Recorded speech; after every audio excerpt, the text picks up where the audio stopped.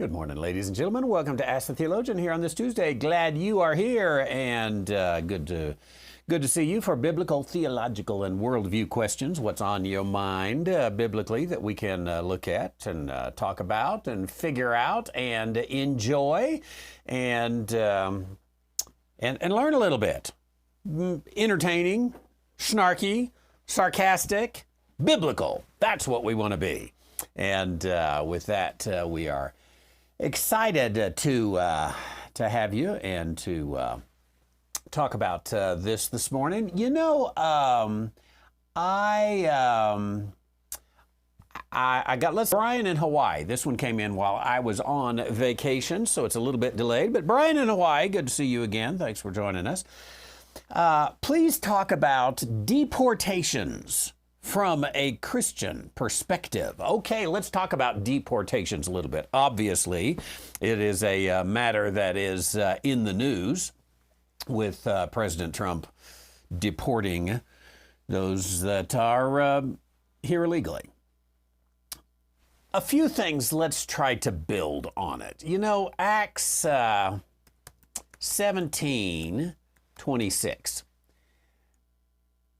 I think is applicable, speaks of God who hath made of one blood all nations. Now, all nations, there's more than one, came from one. No, borders and deportations are not about humanity. There's humanity. There is borders within humanity. It is humane to have borders, to have ethnicities. God made this, made of one blood, all nations of men, for to dwell on the face of the earth. Now, he didn't stop right there. Not only to dwell on the face of the earth, but hath determined the times before appointed. Okay, times is one thing. How long am I going to let him go? But it goes on to say, and the bounds of their habitation. Now, can you take that as boundaries, as borders, as national entities? Maybe it's a stretch on that one, but it certainly is a verse that affirms a national distinction, maybe even a geographic boundary. Obviously, you could take bounds there in a different way. Now, certainly, by the time you get to the chosen people, nations have come about, and God says to Israel, I am going to give you a particular boundary, a particular plot of land. It is, it's given to them in pretty specifics. You walk around this section, that is going to be yours. Now, let's check Deuteronomy 19:14. This is in the time of Israel again. Thou shalt not remove thy neighbor's landmark, which they of old time have set in thine inheritance. Okay, that's not a national thing, that's a personal thing, but it does say there is a landmark. You got a corner stake. This is not your stuff, this is someone else's stuff. Now, let's think this through. Can an individual have stuff? I think the Bible is absolutely clear an individual can have stuff, both in the New Testament, the Old Testament, in Pauline writing and non-Pauline writing. You've got, there is definitely clearly a time and a place for individual ownership. If an individual can own something, can it be, this is our family's? Yeah, certainly. And my family doesn't belong where your family has. I don't know that anybody argues against, I can have my space. I have my living room, my kitchen, my bedroom. That's not yours. Carry that out. Can a city let's say the city of Honolulu. Can a city determine these are our boundaries? They can. And, to some degree, they can determine who comes in and who comes out of those boundaries. Now, obviously, most of the time, they desire people to come in. They want people to come in. There's not a closeness to a particular city other than for some particular people. They might set up a roadblock at the beginning if they know that, Billy the Kid is on his way in, hey, wait, we don't want this. And so a city can do that. A city determines, hey, we're going to provide sewer services and, trash pickup up to this point. We're not going to do it past that point. Well, he's human out there too. Who cares if he's human? It's not in our boundaries. So the Bible puts these. Now, if a city can do it, can a state do it? If a state can do it, can a nation do it? I think you would be hard-pressed. In fact, I think that if you remove national boundaries, it really ultimately comes down to nobody has anything that is theirs. These really are connected together in a chain that if you begin to break it, you got real problems. So Deuteronomy 19 again, do not remove your neighbor's landmark, which they of old time have set in inheritance, which thou shalt inherit in the land that the Lord thy God giveth thee to possess it. See, he puts this national boundary in with your neighbor's boundary within that land. Same concept to understand. Now, when you get in that land of Israel, let's look at Exodus 12:49. And you see that within that national boundary, what did God say? What is and to a pretty large degree, Torah law is natural law. One law shall be for him that is homeborn, and unto the stranger that sojourneth among you. Ah, what? One law. You're human. You're human living within this border. We don't have a law for them, a law for you. There's one law. There it is. So there is an expectation to be obedient to those restrictions of that law. This is, by the way, is not talking about rights, because there were those within who were citizens of the nation of Israel who had rights that the stranger sojourning among them didn't have. But this is the laws. You have to obey these particular laws. If we were to understand this in terms of speeding, I suppose, and say, well, here's a guy, he's going 95 out here, and but he's not from this place. So he can do it if he wants. These are laws for Americans. No, they're not. They're laws for humans. So border laws in there, there's one law. We happen to have, a nation has, and rightfully so, a nation has laws about who can come in and who can come out. And by the way, I suspect that the national laws of the United States are about the most liberal there is in the world.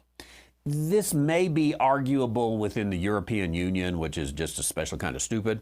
But I know in Canada, I've experienced a number because I help people fly to Israel.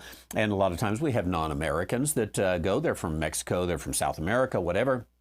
And many times Air Canada is a pretty decent way to get there. And you take a little flight into Toronto, and then you have a direct flight from Toronto. And it's easy for those in the United States, but those from Mexico, no, you can't get in here. They will not let you. Period. I mean, you can go through several months of getting the visa and all that. We have very loose laws in the United States, and we can. And the Canadians can. And you show up at the airport going to Toronto with your Mexican passport and don't have a visa, and the liberal Canadians are going to say, you're not getting on this plane. And you sneak in, and they're going to send you out. Because they got a brain. That's why. So where would you say, or why would you say, let's don't deport people who are here illegally, and there is no question they are here illegally. When would you say, let's don't deport them? When you have another agenda beyond the rule of law. Okay, what is that agenda? Is there some pressing humanitarian issue, something that I look at, say, World War II in the United States, in which FDR said, let the Jews die. We don't care. We're not letting them in here. Literally. I mean, they were on boats trying to get in. No, let them go back and die in the ovens. We don't want them. Okay. I would say, hey, there is a pressing humanitarian issue here, this thing called the Holocaust. Let them in. That would be an agenda. I'd break the law for it. What is the agenda? Maybe it's census records and representation in the Congress and electoral college and all that kind of stuff. There could be. What is the agenda? Look at that agenda and see nationally, do you want to change your laws? Or do you want to overlook your laws? Do you want to not? There you go. Okay.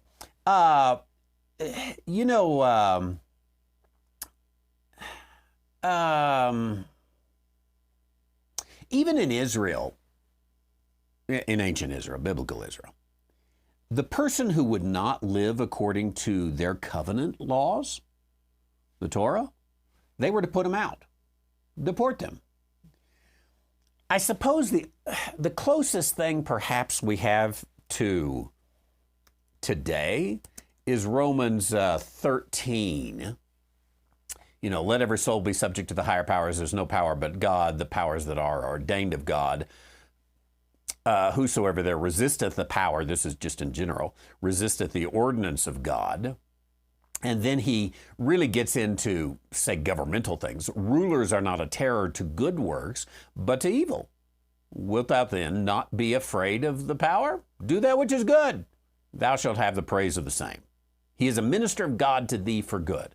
It gives the government, there's a God-given authority of the government to determine who's in, who's out, how is this taken care of. So, in the end, I think what you've got is on these deportations,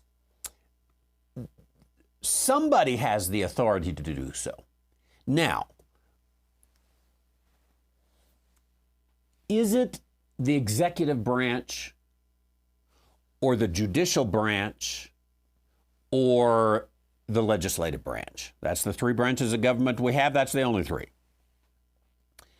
I think, and the Supreme Court doesn't necessarily agree with this, but I think that the legislative branch makes laws. They do not carry them out. So they're out of this one. The executive branch is the one that says, here's the law, we have the law enforcement, we're supposed to do it, we carry this out on a day-to-day basis. Seems that if I was the president, I would decide what's the law, how do we do it? What's the law, how do we do it? What's the law, how do we do it? And carry it out. Now, when the judicial branch comes along and says, no, that's not the law, well, then you have to deal with that and say, okay, have we misinterpreted the law? Is the judicial branch wrong? Remember the Dred Scott case, remember? They've been wrong many times, and that was an understatement. So, who is it? What is it going to be? And obviously that has to be adjudicated, unfortunately, in the courts. I think the court system we have right now came about in early days. If you think about, let's call it judicial review, the judge giving the final say on whether the president was good or bad or, whoop his hand or whatever. That's not in the Constitution. That is something that Chief Justice John Jay made up, and we've been going with it ever since. Probably ought to look at that. Is the Supreme Court really doing what the Constitution says the Supreme Court can do? Well, we interpret the Constitution, therefore we are. So yeah, there we go. And appreciate that. Brian in Hawaii, thank you very much. I see some of you saying there may be an audio problem. You getting that on your end there, Luca? Or is that sometimes it's just the feed on the other end? But let's continue on, and let's go with Nicholas in Bolingbrook. Good to see you this morning. Is Psalm 91 something that Christians today can claim? No. We'll read in a moment. The only way you could claim it is if you spiritualize it so much that it doesn't mean anything. And really, you would have to excessively spiritualize it. Now, but before we get to the details on it, let's back up a little bit. Psalms, the Psalms, they are outside of the dispensation of the grace of God, obviously. Even if you're not a right divider, you would say that's Old Testament stuff. Now, most non-right dividers, even Acts 2 dispensationalists, they say, oh, we're New Testament. We're people of this dispensation. But the Psalms, yeah, that's ours. The Proverbs, yeah, that's ours. Ecclesiastes, that's ours. Song of Solomon, that's about us. And they're so sloppy with their division that they're virtually covenant theologians. But if a person really thinks about it and wants to say, okay, let's even go with the phrase that's sometimes used, I wouldn't use it, but the phrase that's sometimes used, we're New Testament Christians. Okay, is the Psalms in the New Testament? No, it's not. Therefore, would we have to say that's part of an old system that is not our system? I guess you'd have to say it is. Okay, are there some truths there that are trans-dispensational, we might call them, true across the board? Yeah, there's some truths there that are across the board. So we would have to then look and say, okay, is this true all the time, everywhere? The Psalms we want to take as true all the time, everywhere. I should say that differently. The one about crashing babies' heads on the rocks, that's definitely Old Testament stuff. But then the next one that we like, Psalm 91, he that dwelleth in the secret place of the Most High holds me, and he walks with me, and he talks with me, and he tells me I'm his own. We pick and choose. We've got to be consistent in our hermeneutics. That's biblical interpretation. So, the Psalms, I'm convinced, every single one without exception, 150 of them, are prophetic for Israel. They speak of a future day, and they describe it perfectly. Now, with this, let's look at Psalm 91. And again, I'm going to show you how you would really have to spiritualize things to make this work. So he that dwelleth in the secret place of the Most High shall abide under the shadow of the Almighty. Okay, that one's kind of easy to spiritualize. It just means, when I am close to God, when I'm close to God. So let's go ahead and take it that way. Okay, those who are close to God. I don't think it means that way. I think it means those who dwell in the secret place of the Most High. Where's that place? I'd want to know where that place is. I think it's a literal place. And I think if you can take the Bible literally, you should take it literally. But let's spiritualize it. The secret place is when you come to Taos First Baptist and you hear our music and it just takes you right to the throne room. And so verse 2, I will say of the Lord, He is my refuge and my fortress, my God, in Him will I trust. Okay, easy to spiritualize. Surely He shall deliver thee from the snare of the fowler and the noisome pestilence. Okay, most people are not caught in a bird's trap, the snare of the fowler. Noisome pestilence? Is that like when the kid with the big stereo and the bass booming, boom, boom, boom? What a noisome pestilence that is. He delivers me from it. Again, spiritualize it? Okay, let's keep spiritualizing it. Surely he told, let's see, verse 4, he shall cover thee with his feathers. Well, God doesn't have feathers, so it's got to be spiritualized, right? Under his wings shalt thou trust. It's a figurative picture. His truth shall be thy shield and buckler. Thou shalt not be afraid of the terror by night, nor the arrow that flieth by day. Again, that's getting a little more specific, but let's go ahead and spiritualize it. Nor the pestilence that walketh in the darkness, nor for the destruction that wasteth at noonday. You know, it just describes everyday life in Albuquerque, right? Okay. 1,000 shall fall at thy side, 10,000 at thy right hand. It shall not come nigh thee.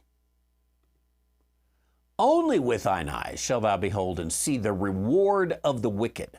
Because thou hast made the Lord, which is a refuge, even the Most High, thy habitation. Let's go with this one. There shall no evil befall thee. How are we going to spiritualize that? No evil shall befall thee. Well, that just means every day with Jesus is sweeter than the day before.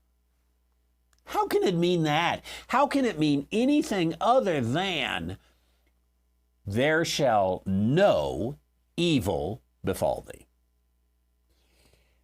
And yet, people who claim Psalm 91 today, they either have been, are, or will be confronted with evil. And sometimes evil is going to win in their life. And evil, in the King James, the word evil is a little more broad than not necessarily should you read it as wicked. You could read evil, I'm sure if you look this up in the Oxford English Dictionary, you could read it as that which is painful, unfortunate, not positive, negative. There shall no evil befall thee. But even if you want to take it as wicked, you know, disease, that would be kind of evil, wouldn't it? Does disease befall thee? Does crime befall thee? You know, ever had something stolen from you, or ever had some, little damage done, or whatever, or, been held up at gunpoint, or whatever? Can anybody really say, let me back this up. There are a lot of people, you go down to the evangelical church and say, is Psalm 91 something that Christians today can claim? Oh, yes. Go into your prayer closet, spend time in the secret place of God. He is going to bless you and honor you and put a hedge of protection around you. They'll say, go for it. Then go back and another time say, hey, do you think it's possible that you could live a Christian life in such a way that no evil would ever fall upon you? Well, no. Okay, so which are you going to be? You going to be last week's answer or this week's answer?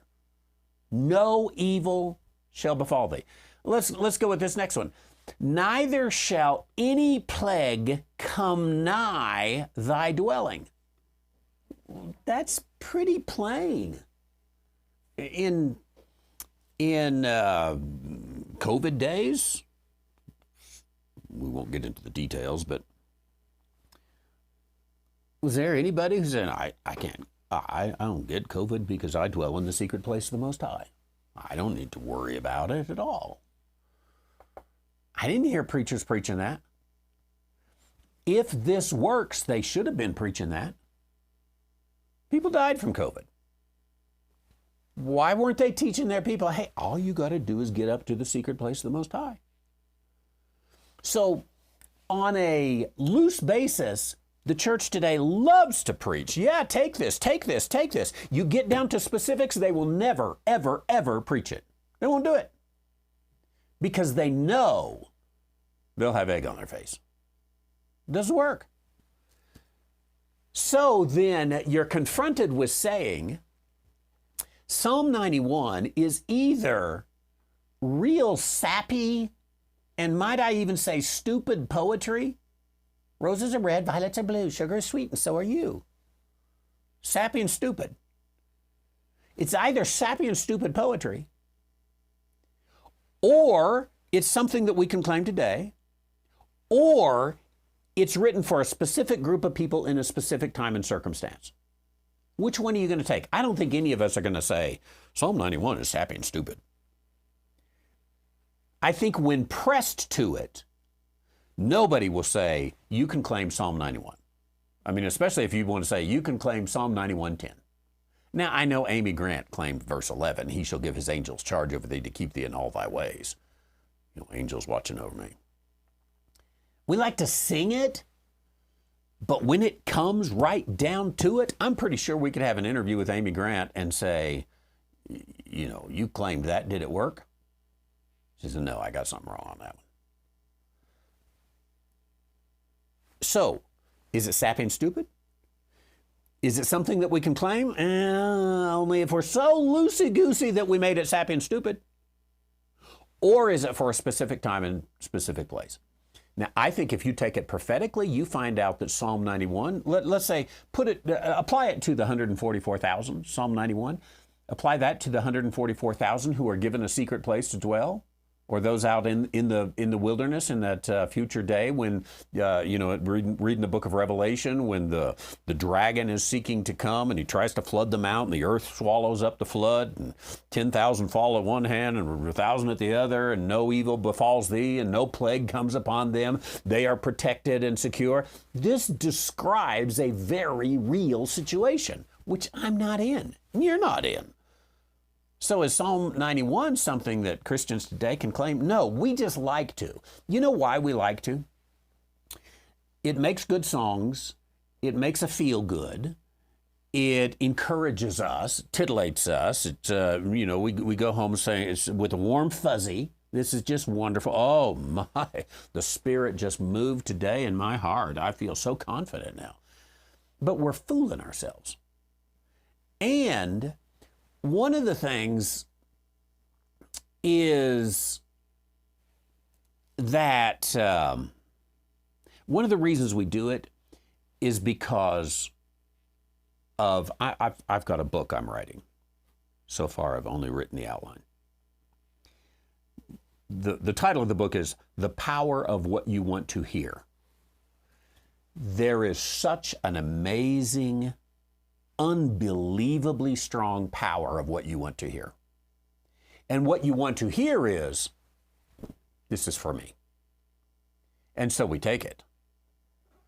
And we don't like it when someone pushes back on that. That's why, by the way, Nicholas, if you're ever planning on being a pastor when you retire from high tech, you'll never grow a big church telling people not to claim Psalm 91. You look at the big churches around, watch their broadcasts or whatever, they're claiming Psalm 91 left and right because that's what people want to hear, and they'll come. Joel Osteen, he'll claim Psalm 91. Smile, everything's wonderful. And people want to hear it, and it makes them feel better. I'm kind of allergic to all that. Thanks, Nicholas. Let's go to Felicia down in Alabama. Do you think Jesus received an apocalyptic vision in Luke 10:18? She says a little bit more, but I'm going to add to that. I'm going to read that in a minute. He said to them, I beheld Satan as lightning fall from heaven. By the way, there's something in that verse back, what's it been now? 10, when was Obama elected? 08 maybe? I think 08. If you go back to about 08 when he was elected, 9, 10, 11, and look up Luke 10:18 in that era, this was applied to Obama. Look up for me, if you can, what was the Obama connection to Luke 10:18? I think you'll find something. It had something to do with Hebrew Barak, and it connected it to Satan and all this kind of stuff. This is one of the reasons I just don't like, I haven't got to your question yet, but I just don't like the code kind of interpretation of Scripture, where, you know, if you take this and you swap it around and it's a palindrome and you add 2 and multiply by 16, which is the number of antibiotics, and then you realize that's the pharmaca, and then you associate that, and sure enough, it is Bill Gates. People make stuff up all the time. Did you find anything? Barak, lightning, fall from Obama. Ah, here we go. Lightning, the Hebrew word, correct? Yeah, the Hebrew word for lightning is Barak. O is what? Fall from. In Hebrew, O. And heaven is Bama. If you pronounce it wrong and you take that which is Greek and put it into Hebrew, and the power of what you want to hear says, Obama is the Antichrist. Barack Obama, right there in Luke 10:18. Look it up on the internet. You can find it. Just say Barack Obama, Luke 10:18, if you want to find something stupid. How many times have I used that word today? Am I getting close to the stupid quota? Okay. Now, Felicia doesn't ask about that because this is, 10 years later. And it turned out not to be about that. Therefore, we forget it. We don't bring that up again. Now, do you think Jesus received an apocalyptic vision in Luke 10:18? He seems very thankful, joyful after that, both in his prayer and his comments to his disciples. So Jesus came to them. I beheld Satan as lightning fall from heaven. Behold, I give unto you, I believe this is the apostles, power to tread on serpents and scorpions over all the power of the enemy, and nothing shall by any means hurt you. How about that? It sounds an awful lot like Psalm 91 there, doesn't it? Notwithstanding in this, rejoice not that the spirits are subjects unto you, but rather rejoice because your names are written in heaven. Okay. Yes. My only question is, did he receive an apocalyptic vision? Yes. The only thing is, I don't know if he received it right then or if it was something he had known. This is, again, it's a little bit of a problem of what did Jesus know and when did he know it kind of thing. But let's just go ahead. I don't think we do any harm to say the Father revealed this at this point. And it is apocalyptic, an unveiling of the end times. And here's what he sees. Now, what he sees here goes very close to Psalm 91, which we've already talked about, and it goes very close to Mark 16. Here it's the tread on serpents and scorpions. There it is, get bitten by serpents, poison serpents, and don't get sick, and you drink poisons and whatnot. And so you put all that together, you say, hey, this seems like it's talking about some specific time and era. Now, we can argue a couple of things. I'm not going to argue the first one, but you could argue this is talking about this apostolic era. And there was a sense, even you take the Apostle Paul and he had his handkerchief. I don't have one today. His handkerchief was providing protection. You could put it to that era. I really think I would go more into, Luca, what's the passage in Revelation in which there's the war in heaven? Is that Revelation 14, or I could be wrong on the chapter?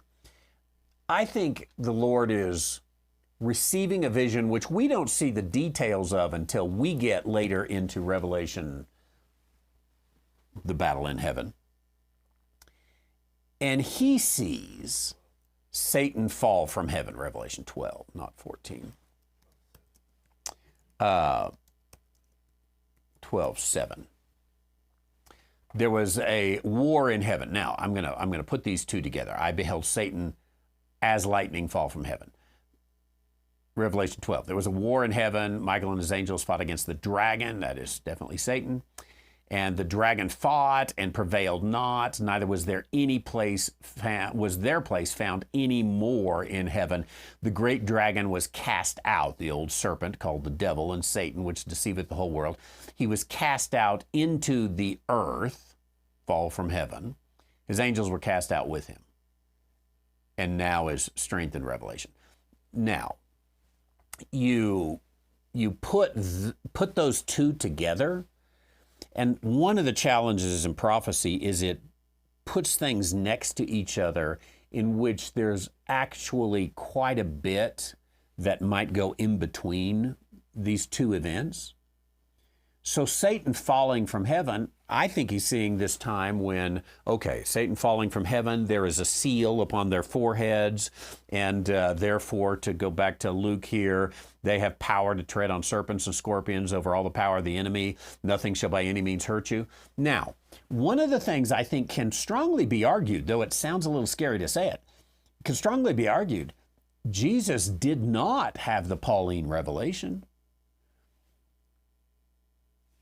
that there was going to be a delay. So he's speaking as if there's no delay. Don't worry, this is coming. Even in your generation, it's going to happen.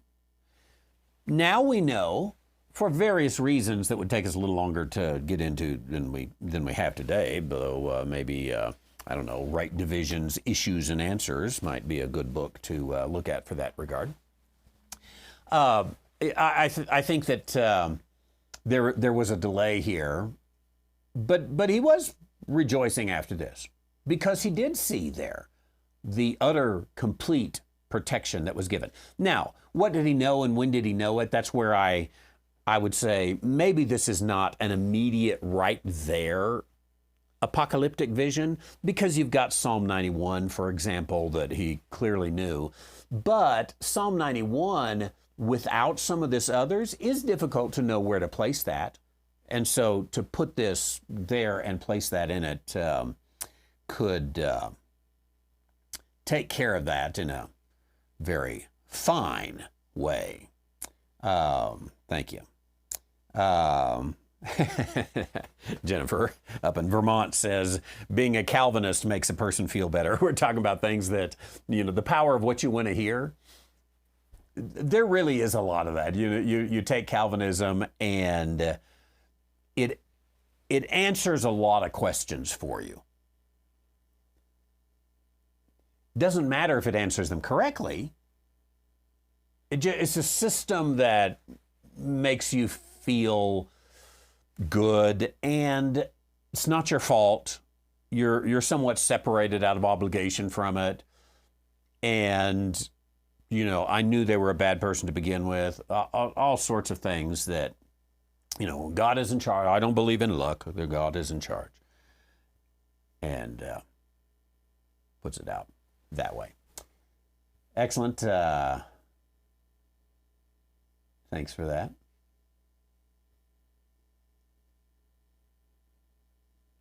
You're right, Nicholas. You're destined to a small church should you become the pastor. Deb has two good words, actually. Obama in office, 2009 to 2017. I can't believe we survived his rule. I think, strangely enough, we how do I say this? we overestimate how badly, I don't know how to say this. I'm going to say it and then we'll work out the grammar later. We overestimate the damage that one event or one person can do. It's a human tendency. And so I remember, when Clinton was elected, what was that, 92? And that was the end of the free world as we knew it. Strangely enough, you look at Bill Clinton now, and he's kind of a conservative compared to some of the rest. We underestimate the power of status quo, which means it's really hard to get unstuck. The power of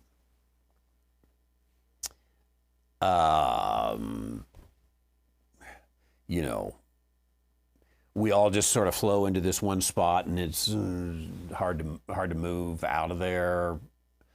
The power of the Constitution, which does give us some protections.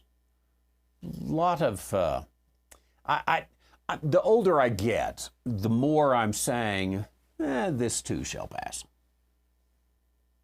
But I'm with Deb. I would still like to know about his birth certificate. Be an interesting historical footnote, wouldn't it? Linda, I'm going to get to questions here in a moment, but Linda is in Lexington. Man, Kentucky has had the storms. Some of our listeners in Somerset, right close to where all those deaths were, they are just fine, Herb and Janet, but that whole area getting more storms tonight, tomorrow. What a mess. Praying for safety all the way through there.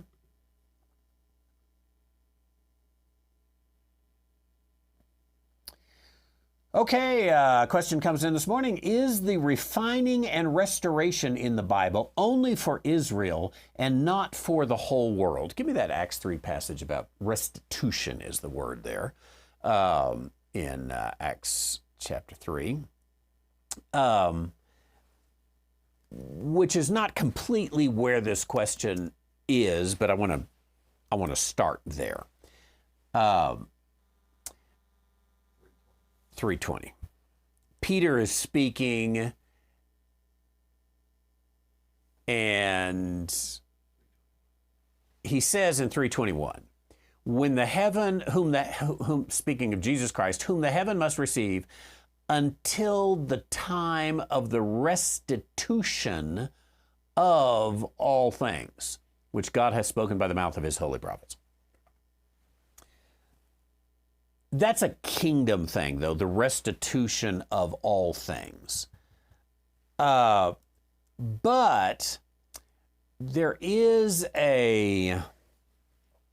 are some scriptures about a refinement, a restoration, and it is going to depend a little bit on how you rightly divide, or if you rightly divide. I'm going to lean on, we're going to look at some scriptures here, but I'm going to lean on that one's not for us. These things of restitution. Let's go to Zechariah chapter 13, verse 8. And it shall come to pass that in all the land, saith the Lord, 2 parts therein shall be cut off and die. The third shall be left therein. And I will bring the third part through the fire and will refine them as silver is refined, and will try them as gold is tried. They shall call upon my name, and I will hear them. I will say, it is my people. They shall all say, the Lord is my God. So you've got the restitution of all things in Acts 3:21, but that's not talking about all people being refined or the church being refined. This is definitely, there is going to be a refinement, but this refinement is going to be my people. In fact, even I think you could argue here it is the remnant of Israel that is given. Let's try a related passage in Malachi chapter 3, verse 2. Who may abide the day of his coming, and who shall stand when he appeareth? He is like a refiner's fire and a fuller's soap. He shall sit as a refiner and purifier of silver. He shall purify the sons of Levi and purge them as gold and silver, that they may offer unto the Lord the offerings of offering in righteousness. Now, Malachi is a book about the priests, so he's only talking about the priests when he talks about the sons of Levi. Are there more? I think we could argue there's more than just the sons of Levi. But here you've got the refinement coming there. Let's see. Is maybe a 1 Peter 1:7? See if you can find anything else that... obviously, I'm going to take this one in a right dividing perspective and not applied to us. But can you find anything that speaks about a refining of the church? 1 Peter 1:7, the trial of your faith being much more precious than the gold that persisteth, though it be tried with fire, might be found unto praise and honor and glory at the appearing of Jesus Christ. Now, whether that's a prayer of his or what, but he's certainly talking about the scattered tribes of Israel. And I think if you put it down to specifics, that doesn't apply to us. It's somewhat of a trial of your faith. I don't know if the ye plus rule works there because of the way the Greek grammar is going to be structured. But you could probably call that individual. The trial of your faith being Jennifer's and Randy's and Linda's and possibly delusional Mary and others. But we as right dividers wouldn't apply that directly to ourselves. Did you find anything that... Yeah, okay, that's what I thought. I don't think you can find any Pauline passages that speak to this. So, I do not think the church is going to be refined or restored prophetically. You know, judgment begins in the house of the Lord. Well, we're not the house of the Lord. That's Israel. So we like to say, God's going to come someday and judgment begins in the house of the Lord and we need to get ourselves ready. And there might be a refining and a restoration within the body of Christ on earth. But if so, it's just going to be because we do it. Most of you have been refined and restored in a certain way, came through Bible study. You came to understand, I'm supposed to rightly divide the word of truth. Okay, where do I divide? And you begin to put it together and you begin to understand the scriptures and it comes together. So is the refining and restoration in the Bible only for Israel? Yes, I think especially if you say it that way, in the Bible. I don't think in the Bible we find one that is in any way given somewhere else.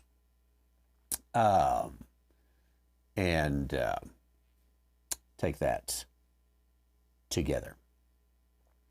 I'm going to go ahead with this one. This will be an odd one, but let's go for it. Joash, I believe his name. I may be pronouncing that wrong. Joash says, I am a pastor serving in Ikolomani. I don't know if I pronounced that right. Ikolomani, Kenya, and I would like to network with you. Okay, first of all, let me say thank you.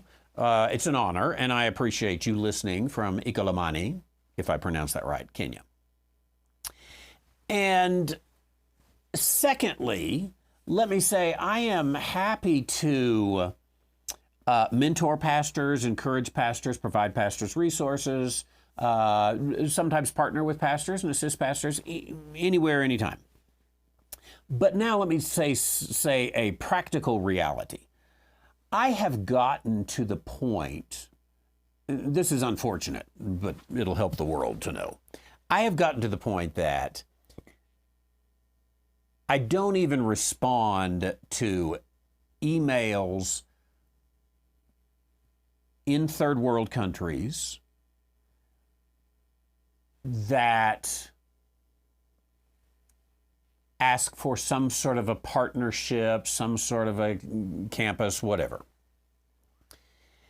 And the reason is that there is so much out there that a lot of people in these places have figured out something, and we're just going to be blunt honest here. They figured out a gravy train. There's some money involved. And too many of them, I don't know that Josh is one of them, Joash is one of them. Too many of them, really what they mean is, can you send us stuff? And a lot of pastors will do it. What I find, and this comes through experience, not through, oh, here's what I think. It comes through me answering 50 of these and following through and realizing, you don't even know who I am. You found my email on the internet. You found something.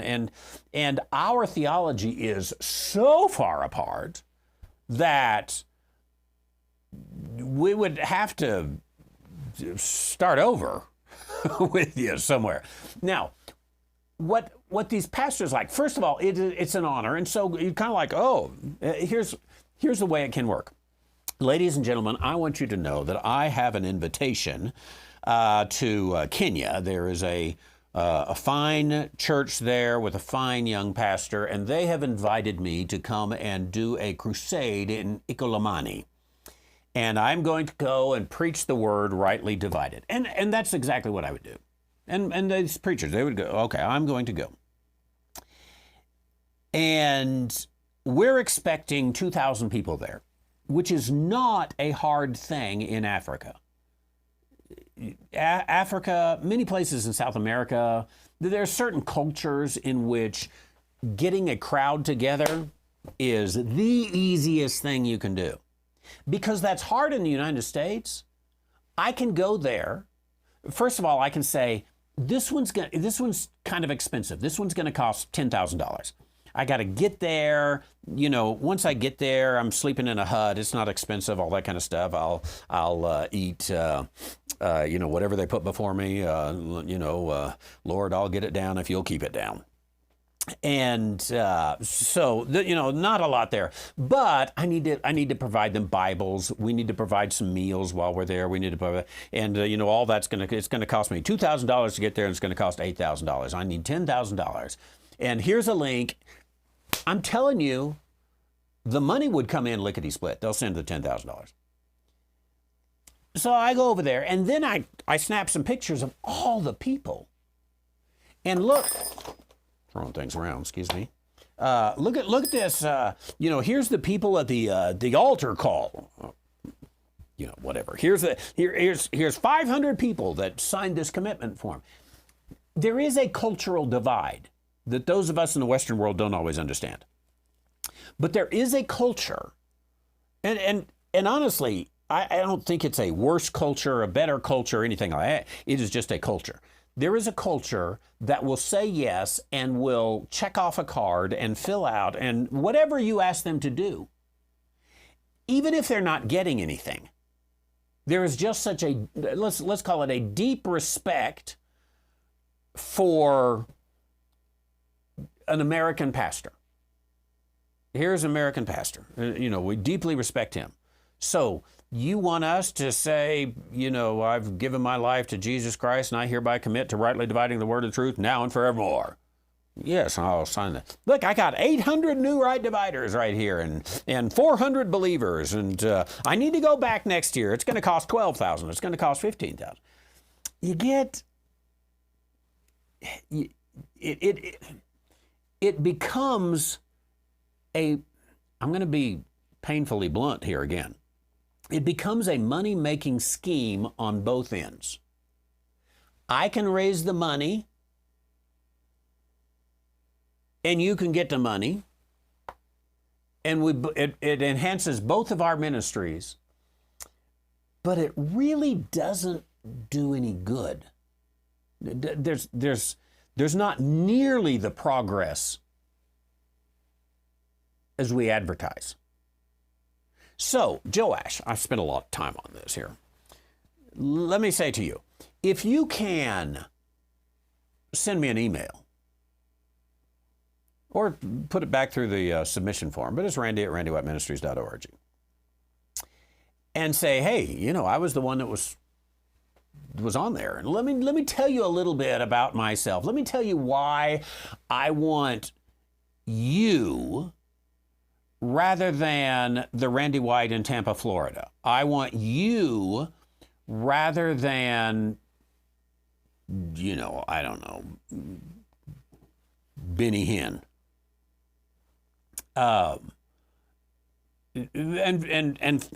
And put that together. Like my friend Miguel here, I see him. I'm going to the Dominican Republic sometime. If I had to spend it out of my own pocket selling brownies, because I know their ministry. I know what they do. I know that this is, and I bet Miguel could probably confirm. I don't know Dominican culture, but I suspect Dominican culture, especially as it relates to an American that comes in, is probably a lot more, I don't know, I don't mean this to sound demeaning at all, because I don't think this is a culture flaw. I think it's a culture thing.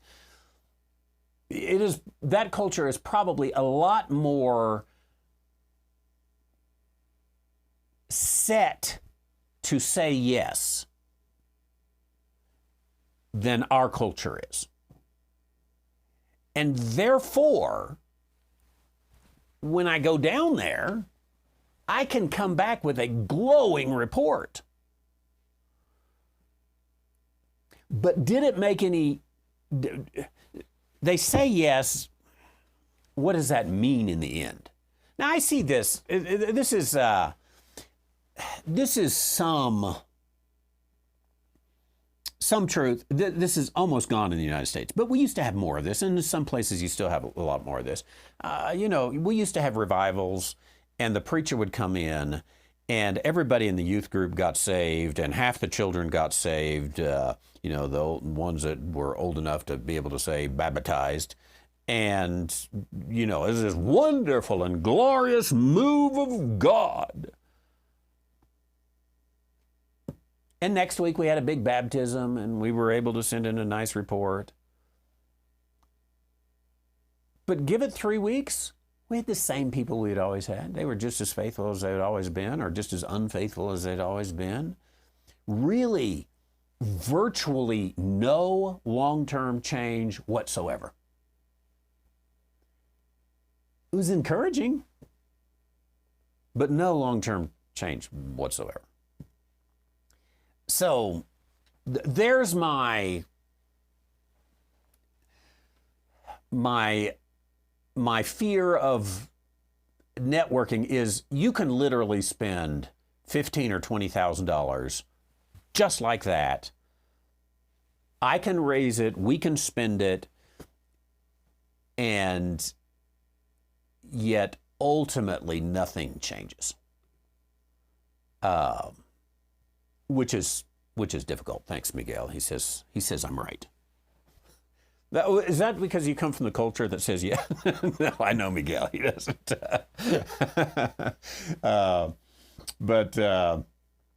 Yeah, there are some things. We got some home groups across the United States. They turn on YouTube and they all sit there and watch it. Save money all around. You can. But and there's some benefit to partnering with other people, having a real partnership, and working with them and dealing with it. It's just so much. I don't think I want to use the word scam, but man, it can be real quick. No, I don't think very few people set out to do it as a scam, but you can do it as a scam if you want to. So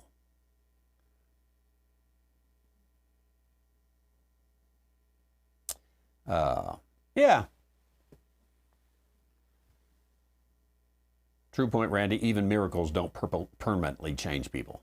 Yeah, they bring a crowd, but they don't change. Missy Mike also says, although I was freed from legalism, I still like the suit and tie. The question is, do you like this tie? Because Luke and I were talking this morning.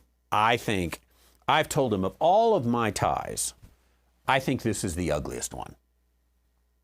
And there's several in the running in the competition, but this is ugly. And every now and then, I just like to wear the ugly tie to show that, hey, you can do it. You can do it with looks like mine. You can even put an ugly tie on, and you're stunningly handsome. I think that's what you told me, right? He's denying the memory. I was trying to plant the memory. No, actually, before the program, I asked Luca, I said, did you ever watch the programs where I didn't wear a suit and tie? Because the early ones I didn't. And then I don't know, I just thought, hey, that looks nicer. I think I'm going to do that. Yeah, Ron's right. That's a classic 70s tie. Miss you Mike says the tie is questionable. Yeah, it is kind of on the ugly side. If anyone would like this tie, I will sell it to you really cheap so that we don't have to wear it anymore.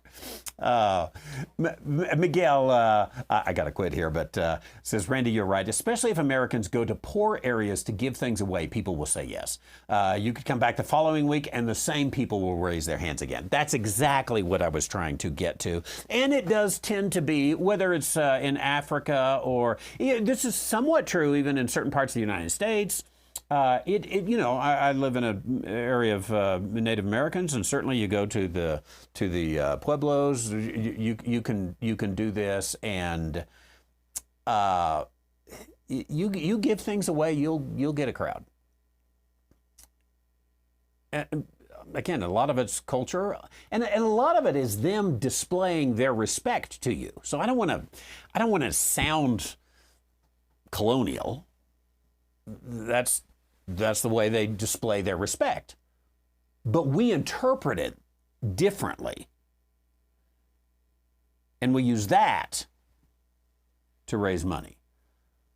Thank you, Jennifer and family. We like your tie. Maybe I'll have Luca wear it some Sunday. We got to quit, ladies and gentlemen. I didn't get very far in all these questions I have. My apologies. I'm going to have to, quit talking so much, I guess. But I appreciate having you here. Hope you enjoyed the answers, the entertainment, shouldn't what do you call it? Diss the manuscript. Yeah,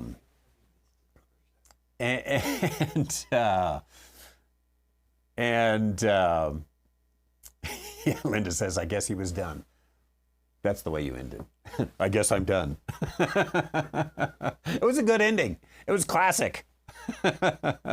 Thank you, Luca. You're learning well.